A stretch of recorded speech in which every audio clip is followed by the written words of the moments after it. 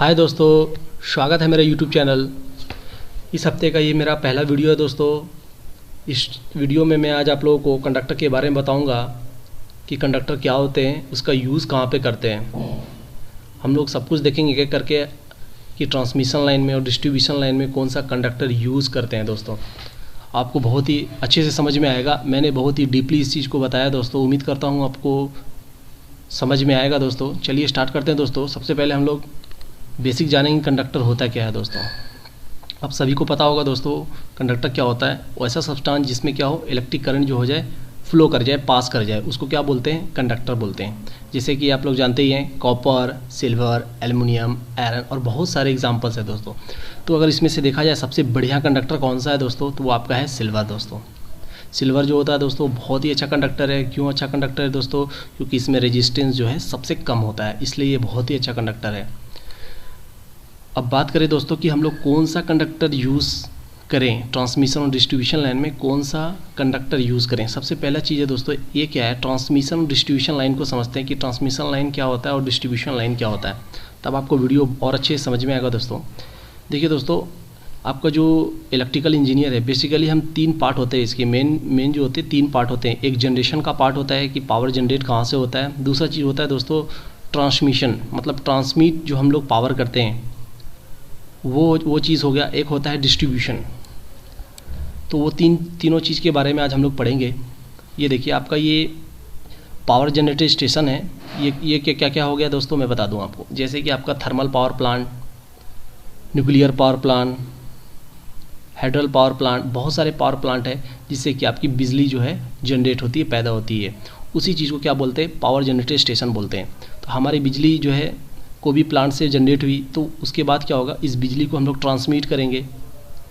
तो हम लोग जो ट्रांसमिट करते हैं, जैसे आपके टावर्स वगैरह लगे होते हैं, तो वहाँ से हम लोग क्या, वो टावर्स से जो आपकी जो लाइट आ रही है, पावर जो आ रही है, वो कहाँ से आ रही है, कोई भी एक जनरेटर स्टेशन से आ रही है। जहाँ से वो जनरेट हो रही है वहीं से वो आ रही है। वो आके आपको फिर टावर से होते हुए, आपका ट्रांसमिट होते हुए, ये आपका पावर सब स्टेशन में जाता है। उसके बाद फिर आपका ट्रांसफार्मर में, आपके जो घर के डिस्ट्रीब्यूशन ट्रांसफार्मर है वहाँ पर आते हैं। उसके बाद आपके घर तक आते हैं दोस्तों। तो ये आपका ये पार्ट जो हो गया, पावर जनरेटर स्टेशन जो हो गया, ये आपका यहाँ क्या होता है, पावर जनरेट होता है। उसके बाद ये देखिएगा, समझिएगा दोस्तों अच्छे से। पावर जनरेट आपने कर लिया, उसके बाद यहाँ से लेके आपका ट्रांसफार्मर के इनपुट के अंत तक, मतलब समझ लो यहाँ तक 11 kV तक, यहाँ से लेके जनरेटेड से लेके यहाँ तक के लाइन को क्या बोलते हैं, ट्रांसमिशन लाइन बोलते हैं दोस्तों। ये आपका जनरेटर स्टेशन हो गया। यहाँ से जो भी आप पावर को ट्रांसमिट कर रहे हैं, कहाँ तक, ट्रांसफार्मर तक, डिस्ट्रीब्यूशन ट्रांसफार्मर के इनपुट तक, उसको क्या बोलते हैं, ट्रांसमिशन लाइन बोलते हैं। यहाँ से लेके यहाँ तक के लाइन को क्या, ये जो लाइन जो जा रही है कंडक्टर वाली लाइन, इसी को क्या बोलते हैं, ये ट्रांसमिशन लाइन है। उसके बाद आपका ट्रांसफार्मर से जो आउटपुट आ रही है, तो उसे क्या बोलेंगे, डिस्ट्रीब्यूशन लाइन। डिस्ट्रीब्यूशन लाइन कहाँ से हो गई, यहाँ से लेके आपका अंत पोल तक, लास्ट पोल तक, ये आपका डिस्ट्रीब्यूशन लाइन हो गई। ये वाली, ये आपका डिस्ट्रीब्यूशन लाइन, ये आपका ट्रांसमिशन लाइन, और ये आपका पावर जनरेटर स्टेशन। उम्मीद है दोस्तों आपको समझ में आ गया होगा कि ट्रांसमिशन क्या हो गया और डिस्ट्रीब्यूशन क्या हो गया। कुछ नहीं है, यहाँ से लेके यहाँ तक जो भी कंडक्टर जा रही है, जहाँ से पावर आपका ट्रांसमिट हो रहा है, उसी को क्या बोलेंगे कि आपका ये ट्रांसमिशन लाइन है और ये आपका डिस्ट्रीब्यूशन लाइन है। ये देखिए यहाँ पर आपको दिख रहा होगा 4 कंडक्टर रखा हुआ है। अभी मैं आगे आपको बताऊंगा, तो फिर आप इजीली पकड़ लोगे कि इस कंडक्टर को क्या बोलते हैं, इस कंडक्टर को क्या बोलते हैं, इस कंडक्टर को क्या बोलते हैं दोस्तों। आपको बहुत ईजी समझ में आएगा। चलिए, एक चीज़ है सबसे पहले दोस्तों कि हम लोग कौन सा कंडक्टर यूज़ करें, जो हम लोग ट्रांसमिशन और डिस्ट्रीब्यूशन लाइन में यूज़ कर रहे हैं, कौन सा यूज़ कर रहे हैं। क्या वो सिल्वर यूज़ कर रहे हैं, या कॉपर यूज़ कर रहे हैं, या एल्युमिनियम यूज़ कर रहे हैं। ये चीज़ को पहले समझते हैं दोस्तों। तो अगर हम देखें जो कि आपका सिल्वर का रेट जो चल रहा है, अभी मार्केट में चल रहा है, आपका 1 kg अगर आप लीजिएगा सिल्वर, तो आपको कितना पड़ जाएगा, 38,453 रुपये 46 पैसे आपके पड़ जाएंगे 1 kg का। और आपका कॉपर का कितना पड़ जाएगा दोस्तों, 439 रुपये 59 पैसे 1 kg का। और एल्युमिनियम का 129.49 kg। ये देख सकते हैं, ये सबसे महंगा कौन सा हो गया, सिल्वर का। तो हम इसे कंडक्टर में यूज़ नहीं कर सकते, ये बहुत ही कॉस्टली है दोस्तों, इसे भी यूज़ नहीं कर सकते। अब आप 2 पे आ गए, आप कॉपर पे, एल्युमिनियम पे। अब इन दोनों का रेट में आप देखें, 4 गुने का लगभग अप्रॉक्सीमेट 4 गुने का अंतर दिख रहा है।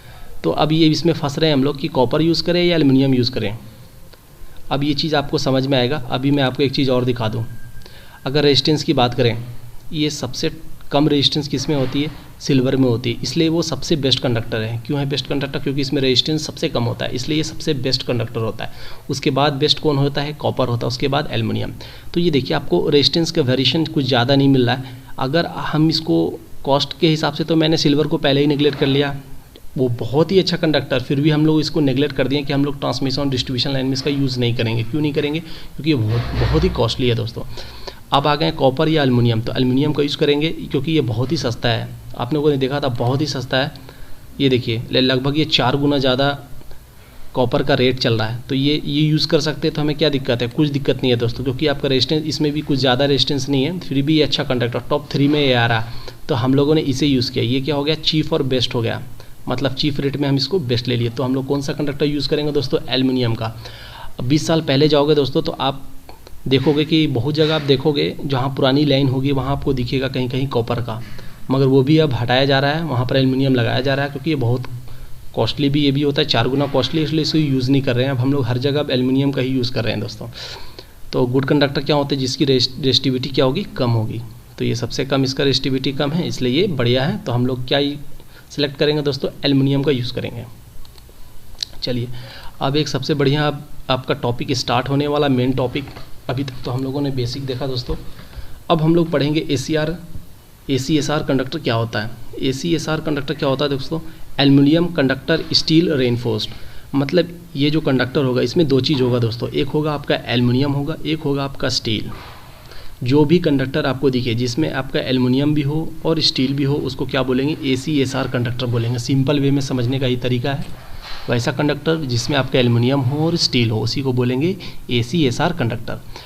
और ये क्या होता है दोस्तों, हाई कैपेसिटी होता है और हाई स्ट्रेंथ कंडक्टर भी होता है। स्टील मिलने के वजह से एल्युमिनियम यूज़ कर रहे हैं, उसके बाद हम लोग इसमें स्टील भी मिला रहे हैं, स्टील का भी यूज़ कर रहे हैं, तो इससे क्या, और इसकी स्ट्रेंथ, इसकी ताकत और बढ़ गई। अब जो भी हम लोग अब ट्रांसमिशन और डिस्ट्रीब्यूशन लाइन में यूज़ करेंगे, वो हम लोग कौन सा कंडक्टर यूज़ करेंगे, ACSR यूज़ करेंगे। ACSR कंडक्टर यूज़ करेंगे क्योंकि इसमें एल्युमिनियम भी है और आपका स्टील भी है। तो स्टील बेसिकली आपको स्टील जो डाला जाता है दोस्तों, वो स्ट्रेंथ के लिए, उसकी ताकत बढ़ाने के लिए, उस कंडक्टर का ताकत बढ़ाने के लिए स्टील का यूज़ करते हैं। और हम लोग जो ट्रांसमिशन के लिए यूज़ करते हैं वो मेन आपका एल्युमिनियम ही रहता है। तो देखिए आपको एक यहाँ पर मैं दिखा रहा हूँ फिगर में, ये आपको दिख रहा होगा, ये ऊपर वाला जो दिख रहा है ये क्या है, आपका एल्युमिनियम है, और ये अंदर वाला दिख रहा होगा ये आपका क्या होगा, स्टील का बना है। तो हम लोग इसी तरह का मिक्सर करके हम लोग ACSR कंडक्टर बनाते हैं। अभी हम लोग हर तरह के ACSR कंडक्टर के बारे में जानेंगे, आपको बहुत ही चीज़ समझ में आएगा। आप ये देख लो, सबसे बाहरी वाला पार्ट ये एल्युमिनियम है, ये अंदर वाला स्टील है। अब ये स्ट्रेन लिखा हुआ दोस्तों, स्ट्रेन क्या है, जैसे एक पीस, आपको बहुत सारे पीसेस दिख रहे होंगे एल्युमिनियम के भी और स्टील के भी, ये एक पीस को क्या बोलते हैं, स्ट्रेन बोलते हैं, एक पीस को स्ट्रेन। तो ये चीज़ समझ लीजिए दोस्तों, क्योंकि ये चीज़ आगे आपको काम आने वाला है कि स्ट्रेन किसको बोलते हैं। स्ट्रेन किसको बोलते हैं दोस्तों, एक पीस, जो कोई भी एक पीस को क्या बोलेंगे, स्ट्रेन बोलेंगे। चलिए दोस्तों अब आगे कुछ सीखते हैं। हम लोग जो है सबसे बढ़िया चीज़ है दोस्तों, मैं आज बता रहा हूँ, बहुत ही बढ़िया चीज़ है। ये देखिए आपका जितने भी कंडक्टर है दोस्तों, जितने भी कंडक्टर हम लोग यूज़ कर रहे हैं ट्रांसमिशन और डिस्ट्रीब्यूशन लाइन में, उसको हमेशा हम लोग क्या है, एनिमल के नेम से जानते हैं। जैसे हम लोग इंसुलेटर में पढ़े थे, इंसुलेटर वो भी है, मगर नाम क्या देते हैं हम लोग, कभी बोलते हैं पिन इंसुलेटर, कभी बोलते हैं डिस्क इंसुलेटर, कभी बोलते हैं सेकल इंसुलेटर। तो इस प्रकार जो है कंडक्टर को भी बहुत सारे नाम से जानते हैं, जैसे weasel conductor, rabbit conductor, dog conductor, wolf conductor, panther conductor. तो आपने देख रहा होगा, मैंने ये बता दिया कि जितने भी कंडक्टर का नाम हम लोग देते हैं वो किसके नाम से देते हैं, कोई ना कोई एनिमल के नाम से देते हैं। जैसे आपको यहाँ पर दिख रहा होगा, वीजल है, रैबिट है, डॉग है, उल्फ है, ये सब क्या एनिमल्स के नेम है। इसी के नेम से हम लोग पहचानते हैं कि वीजल कंडक्टर है, ये रैबिट कंडक्टर है। तो आज हम लोग इसी कंडक्टर, सारे कंडक्टर के बारे में पढ़ेंगे कि वीजल कंडक्टर क्या होता है, रैबिट कंडक्टर क्या होता है, डॉग कंडक्टर क्या होता है, सबको एक एक करके हम लोग समझेंगे। और इसको कहाँ पे यूज़ करते हैं, 230 में यूज़ करते हैं या 11 KB में या 33 में, एक एक करके हम लोग सारे ACSR कंडक्टर के बारे में यूज़ करेंगे। और यही सब आपको जो जितने भी है ट्रांसमिशन डिस्ट्रीब्यूशन लाइन में, यही सब कंडक्टर आपको यूज़ होता है दोस्तों। चलिए स्टार्ट करते हैं, सबसे पहला टॉपिक स्टार्ट करते हैं दोस्तों, वीजल कंडक्टर। अच्छे से समझना दोस्तों, क्योंकि अब आपका मेन टॉपिक स्टार्ट हो गया। ये आपका वीजल कंडक्टर है दोस्तों। ये देखिए, ये कितने स्ट्रेन मैंने बताया था, क्या बताया था, स्ट्रेन एक पीस को बोलेंगे स्ट्रेन, ठीक है। तो वीजल कंडक्टर में कितने स्ट्रेंड होते हैं दोस्तों, टोटल 7 दिख रहा होगा आपको, देखिए 1 2 3 4 5 6 और 1 7, 7 स्ट्रैंड होते हैं। 7 स्ट्रैंड में दोस्तों 6 स्ट्रैंड जो होते हैं वो एल्युमिनियम के होते हैं और 1 स्ट्रैंड जो होते हैं स्टील के होते हैं। बीच वाले जो होते हैं दोस्तों वो स्टील के होते हैं और ऊपर का जो 6 दिख रहा होगा आपका 6 पीस 6 स्ट्रैंड जो दिख रहा होगा वो क्या है, एल्युमिनियम का है। अब ये देखिए मैंने लिखा है 6/2.59 mm। ये क्या चीज़ है? 6 मतलब ये हो गया कि एल्युमिनियम जो रहेंगे विज़ल कंडक्टर में वो 6 स्ट्रैंड रहेंगे, 6 स्ट्रैंड रहेंगे। और ये 2.59 mm क्या है दोस्तों, ये एल्युमिनियम का जो स्ट्रैंड है, एक स्ट्रैंड का अगर डाया पूछे, डाया कितना हो गया, ये आपका 2.59 mm का एक स्ट्रैंड का डाया होगा एल्युमिनियम वाले का। अब स्टील का देखें दोस्तों, स्टील क्या होते हैं, एक स्ट्रैंड होते हैं स्टील के एक स्ट्रैंड होते हैं। तो एक स्ट्रैंड वही लिखा हूँ मैं, एक ऑब्लिक। अब ये इसका डाया है 2.59, मतलब 6 स्ट्रैंड हो गए हैं किसके, एल्युमिनियम के, और एक स्ट्रैंड हो गया स्टील के। विज़ल कंडक्टर में ऐसा होता है। उसके बाद डाया दोनों का सेम होता है 2.59 mm का, इसका भी डाया 2.5 mm का और इसका भी। अगर इसका ओवरऑल अगर इसका एरिया देखें, एरिया कितना होता है इसका, एरिया तो एरिया कितना होता है 300 स्क्वायर mm का होता है। 300 स्क्वायर mm का क्या होता है, इसका एरिया होता है। विज़ल कंडक्टर का कोई पूछ दे विज़ल कंडक्टर का एरिया क्या होता है, तो आप क्या बोलोगे 30 mm स्क्वायर का होता है। और देखिए ओवरऑल डाया जो होता है, ओवरऑल डाया इट मीन्स यहाँ अब मैंने क्या देखा था 2.59 mm जो था वो क्या था दोस्तों, आपका एक स्ट्रैंड का डाया था। अब इसने क्या पूछ रहा है कि ओवरऑल डाया पूछ रहा है, मतलब यहाँ से लेके यहाँ तक डाया है ना, यहाँ से लेके यहाँ तक डाया तो कितना होता है 7.77 mm डाया होता है। ये चीज़ आप लोग नोट कर ले दोस्तों, एक कॉपी बनाएं आप आराम से लिखे, विज़ल कंडक्टर किसे बोलते हैं। हर चीज़ एक छोटी छोटी चीज़ जो मैं आज बता रहा हूँ बहुत इंपॉर्टेंट है दोस्तों, हर एक चीज़ को आप नोट कर लें। अभी तक आप लोग को समझ में आ गया हो कि ओवरऑल डायमीटर जो होता है विज़ल कंडक्टर का वो कितना होता है 7.77 mm, और आपका एक स्ट्रैंड का बात करें तो 2.59 mm का। अब देखिए दोस्तों, मान लो आपका दोस्तों एक पोल है, ये दूसरा पोल है। अब इससे एक तार जा रही है, एक कंडक्टर जा रही है, उसका नाम क्या है विज़ल कंडक्टर, जो अभी हम लोग पढ़ रहे हैं। उसकी अगर ब्रेकिंग लोड पूछी जाए, मतलब कितना लोड दें इस पर, ये कंडक्टर जो है आपका ब्रेक हो जाए, टूट जाएगा आपका, कितना लोड दें इस पर, तो कितना लोड मैक्सिमम दे सकते हैं हम लोग 11.12 किलो न्यूटन का लोड हम लोग देंगे। उससे ज़्यादा अगर लोड देते हैं तो ये ब्रेक हो सकता है। तो इसकी ये क्या है ब्रेकिंग लोड पूछ दे, ब्रेकिंग लोड क्या होती है, तो 11.12 किलो न्यूटन का इसका ब्रेकिंग लोड होता है विज़ल कंडक्टर का।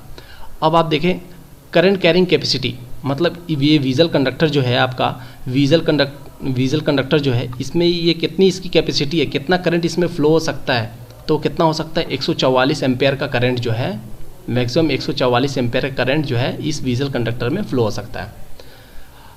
अब दोस्तों ये अब जानेंगे कि हम लोग विज़ल कंडक्टर को कहाँ पे यूज़ करते हैं, कहीं पर तो यूज़ करते होंगे, चलिए देखते हैं। मान लीजिए आपका ट्रांसफार्मर है, ये कौन सा ट्रांसफार्मर है दोस्तों, डिस्ट्रीब्यूशन ट्रांसफार्मर जो आपके घर के पास लगे होते हैं जिससे कि आपकी बिजली आती है, वो वाली ट्रांसफार्मर है ये। तो उसमें जो इनपुट हम लोग क्या देते हैं 11,000 का लाइन देते हैं, 11 kV का लाइन देते हैं। ये क्या लिखा मैंने, इनपुट फॉर ट्रांसफार्मर, ये हम लोग 11,000 देते हैं। अगर मान लो आपका आउटपुट 230 या 440 आता होगा, कोई ना कोई तो आता होगा, या तो 230 या 440, ये डिपेंड करता है कि कितना KVA का ट्रांसफार्मर लगा है। चलिए दोस्तों, अब जो आउटपुट जो जा रही है 230 या 440 वोल्ट जो जा रही है आपकी करंट जा रही है, वो जो जा रही है दोस्तों, तो वो कंडक्टर किसी न किसी कंडक्टर पे जा रही होती, तो वो कौन सी कंडक्टर होती है दोस्तों, जी हाँ वो आपका विज़ल कंडक्टर ही होता है दोस्तों। जब भी आप जाना कहीं भी ट्रांसफार्मर देखना, वहाँ से आपका कोई भी कंडक्टर जा रहा होगा तो आप सिंपली समझ जाना वो आपका कौन सा कंडक्टर है दोस्तों, विज़ल कंडक्टर है। आपको उम्मीद है दोस्तों बहुत ही अच्छे समझ में आया होगा दोस्तों ये विज़ल कंडक्टर क्या होता है, कहाँ पे लगा होता है। देखो मैंने यहाँ पर नोट पे लिख दिया दोस्तों, weasel conductor used in low tension line 230 volt और 440 वोल्ट। लो टेंशन लाइन भी मैं बता दूँ, लो टेंशन लाइन किसको बोलते हैं, ये जो ट्रांसफार्मर से जो आउटपुट आती है उसको ही, उसी को ही बोलते हैं लो टेंशन लाइन बोलते हैं, या LT बोलते हैं लो टेंशन। वो आपका क्या होता है 230 या 440 होता है।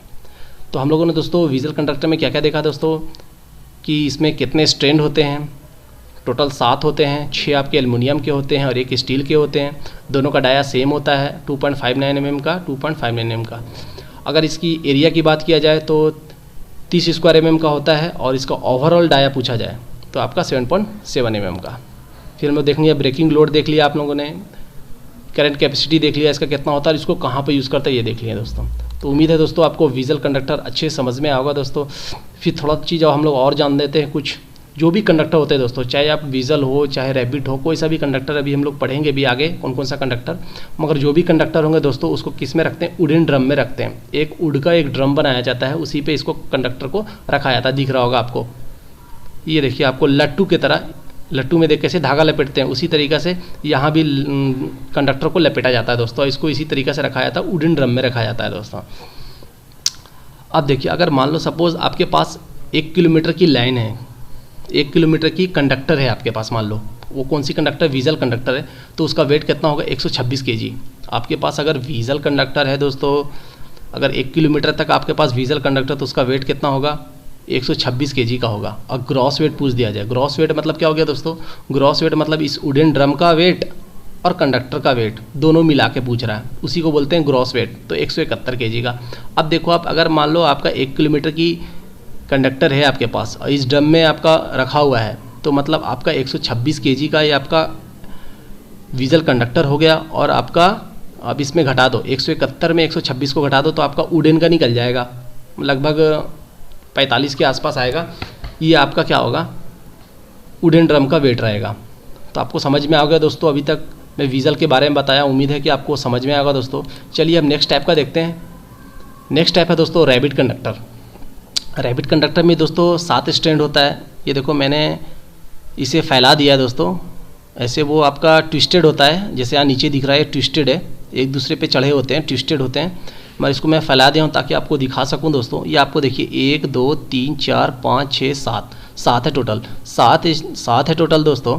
और ये देखिए आपका स्टील का जो होता है वो, इसका कलर देखना आप, एकदम लाइट होगा दोस्तों। आप ऐसे भी देख के समझ सकते हो, ये लाइट कलर का होगा।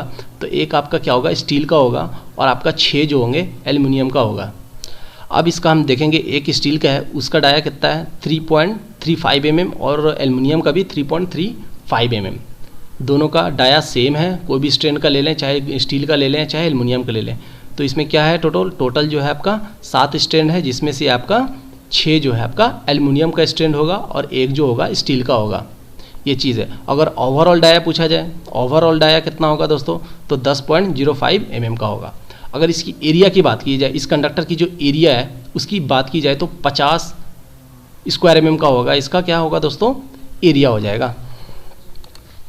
चलिए दोस्तों, अगर हम फिर उसी तरीक़े से देखेंगे, अगर हमारे पास 1 किलोमीटर की रैबिट कंडक्टर है तो उसका वेट कितना होगा दोस्तों, 214 kg का होगा। अगर ब्रेकिंग लोड की बात किया जाए तो कितना हो जाएगा, 18.25 किलो न्यूटन का हो जाएगा। और इसके करंट कैरिंग कैपेसिटी जो होगा 159 एम्पेयर का होगा। अब एक चीज़ देखिएगा दोस्तों कि इसमें भी 7 स्ट्रैंड है, किसमें, रैबिट में भी, और आपका वीजल में बताया तो उसमें भी 7 है। तो अंतर किस चीज़ का आपको मिल रहा होगा, उसमें भी स्टील एक था वीजल में भी, और रैबिट में भी एक है। इसमें भी 6 एल्युमिनियम है रैबिट में, और वीजल में भी 6 है। अंतर आपको डाया में मिलेगा दोस्तों, 3.35 mm का था, और वो आपका क्या था मैं दिखा दूँ आपको। इसमें आपका डाया कितना था, 2.59 का।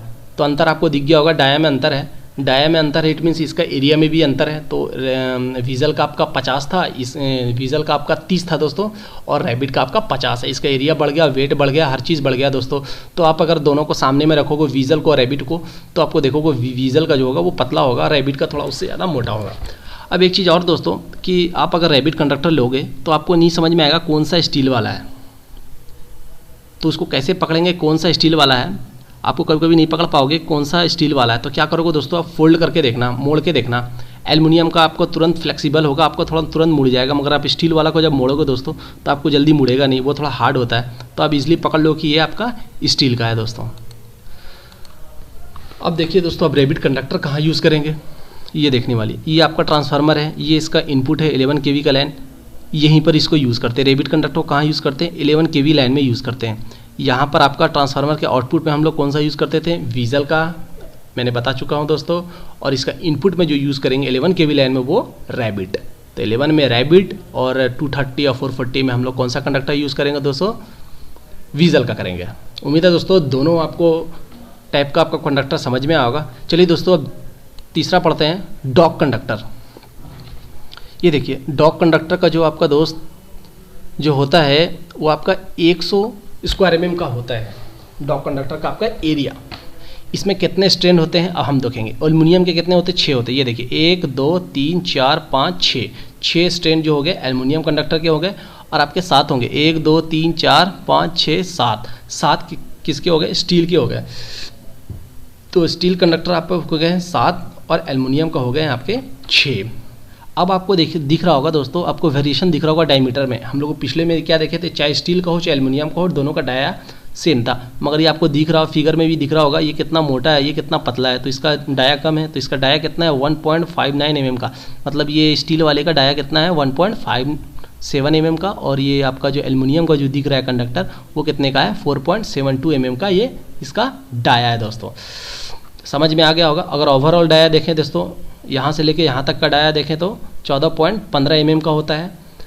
अगर हम लोग 1 किलोमीटर अगर डॉग कंडक्टर अगर आपके पास है, 1 किलोमीटर का डॉग कंडक्टर, सॉरी यहाँ पर मैंने रैबिट लिख दिया, मगर यहाँ पर डॉग होगा दोस्तों। आप इसको अगर कॉपी में नोट कर रहे हो तो यहाँ पे याद रखेंगे ये आपका डॉग है। तो अगर 1 किलोमीटर की आपके पास रैबिट डॉग कंडक्टर है तो उसका वेट कितना होगा? 394 kg का वेट होगा। किसका वेट होगा दोस्तों? डॉग कंडक्टर का। यहाँ पर रैबिट मैं गलती से लिख दिया हूँ दोस्तों। तो ये आपका डॉग कंडक्टर का अगर 1 किलोमीटर की लाइन है तो आपका 394 kg होगा। ब्रेकिंग लोड 32.41 किलो न्यूटन और आपका करंट कैरिंग कैपेसिटी कितना हो गया दोस्तों? 239 एम्पेयर का होगा। ये छोटी छोटी चीज़ें आपको याद रखना दोस्तों। आप कॉपी में हर चीज़ नोट कर ले कि डॉग कंडक्टर के क्या क्या है, आपका हर चीज़ आप रैबिट सारे चीज़ आप देख ले दोस्तों। तो उम्मीद है दोस्तों आपको अच्छा लगेगा, आपको समझ में आएगा इजी तरीके से। अब चलिए देखते हैं इसको कहाँ पे यूज़ करते हैं, डॉग को कहाँ पे यूज़ करते हैं। ये आपका पावर सब स्टेशन है जहाँ से 11,000 आती है ट्रांसफार्मर के पास, और इसके इनपुट पे हम लोग कितना देते हैं। कोई भी पावर स्टेशन हो दोस्तों, जो आपके घर के पास या बिजली विभाग में जाते होंगे, वहाँ पर आपका सब स्टेशन होता होगा। तो वहाँ पर जो इनपुट जो जाती होगी, जो पावर ट्रांसफार्मर लगे होते हैं यहाँ पर, तो कितना होता है दोस्तों? 33 kV का इनपुट जाता है इसमें, और आउटपुट कितना निकलता है? 11 kV निकलता है। तो वही ट्रांसफार्मर के पास जाता है, फिर ट्रांसफार्मर आपका 230 या 440 देता है ये आउटपुट। तो ये जो हम लोग 33 kV में जो यूज़ करते हैं वो कौन सा कंडक्टर यूज़ करते हैं दोस्तों? डॉग कंडक्टर यूज़ करते हैं। उम्मीद है दोस्तों आपको समझ में आ गया होगा कि अगर आपका पावर सब स्टेशन है, PSS है, तो वहाँ पर 33 kV इनपुट लाइन होती है, वहीं पर यूज़ करते हैं डॉग कंडक्टर। इस वाली लाइन में मतलब 33 kV लाइन में हम लोग कौन सा कंडक्टर यूज़ करते हैं दोस्तों? Dog conductor. उसके बाद आपका यहाँ पर पावर सब स्टेशन जो हो गया आपका, आउटपुट जो देगा 11 kV का, वो आपका क्या हो गया? कौन सा कंडक्टर? ये आपका रैबिट हो गया। और फिर यहाँ से आपका ट्रांसफार्मर के आउटपुट से जाएगा, वो कौन सा हो गया? वीजल हो गया। तो 3 सेक्शन आपको समझ में आ गया होगा कि यहाँ पर कौन सा कंडक्टर यूज़ करेंगे, यहाँ पर कौन करेंगे, यहाँ पर कौन करेंगे।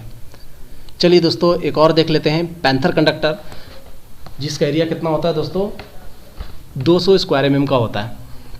डॉग का हम लोगों ने देखा था 100 स्क्वायर mm, इसका जस्ट दुगना हो जाता है दोस्तों। बहुत ही मोटा होता है, बहुत ही वेट होता है दोस्तों। इसको चेन पुली से इसको हम लोग स्ट्रिंग करते हैं। इसमें अगर देखा जाए दोस्तों कि कितने स्ट्रैंड होते हैं, टोटल कितने होते हैं? 30 एल्युमिनियम के हो गए और 7 स्टील के, टोटल 37 स्ट्रैंड होंगे। जो पीस दिख रहे होंगे, स्ट्रैंड जिसको बोल रहे हैं हम लोग, वो कितने होंगे? टोटल 37 होंगे। आपके 30 किसके हो गए? एल्युमिनियम के, और आपके 7 जो हो गए वो आपके कौन सा हो गए दोस्तों? स्टील के हो गए। अब डाया देखेंगे सबका सेम साइज का होगा, सबका सेम साइज का होगा तो डाया भी सेम होगा। तो 3 mm का डाया होता है, चाहे वो स्टील का हो चाहे आपका एल्युमिनियम का हो दोस्तों। अगर ओवरऑल डाया देखें, मतलब यहाँ से लेके यहाँ तक का अगर डाया देखें तो कितना होगा? 21 mm का डाया होगा दोस्तों। ब्रेकिंग लोड की बात किया जाए दोस्तों, 89.67 किलो न्यूटन का इसका ब्रेकिंग लोड होगा। करंट कैरिंग कैपेसिटी का देखा जाए दोस्तों तो 395 एम्पेयर का होगा। अब ये दोस्तों पैंथर कंडक्टर हम लोग कहाँ यूज़ करते हैं? 33 kV लाइन में यूज़ करते हैं। तो आपको समझ में आएगा दोस्तों डॉग कंडक्टर कहाँ पे यूज़ करते हैं? 33 में। और वीजल आपका कहाँ होगा? ये आउटपुट में होगा वीजल। रैबिट यहाँ पर होगा 11 kV में। 33 में डॉग कंडक्टर या पैंथर कंडक्टर भी हम लोग दोस्तों कहाँ यूज़ करते हैं? 33 kV लाइन के में यूज़ करते हैं। उम्मीद है दोस्तों मेरे वीडियो आपको पसंद आया होगा दोस्तों। अगर मेरा वीडियो आपको पसंद आएगा दोस्तों तो प्लीज़ लाइक ज़रूर करें दोस्तों, और दोस्तों के साथ शेयर भी करें। और अगर मेरे चैनल को अगर सब्सक्राइब नहीं किए दोस्तों तो चैनल को भी सब्सक्राइब करें दोस्तों। इसी तरीक़े से मैं अच्छे अच्छे टॉपिक्स पे वीडियो बनाता रहूँगा दोस्तों। उम्मीद है दोस्तों मेरा वीडियो आपको बहुत अच्छा लगा होगा दोस्तों। फिर मिलते हैं दोस्तों दूसरे वीडियो के साथ। इस हफ्ते का मैं 2 से 3 दिन में एक और वीडियो लाऊँगा दोस्तों आप लोग के सामने। Thank you for watching.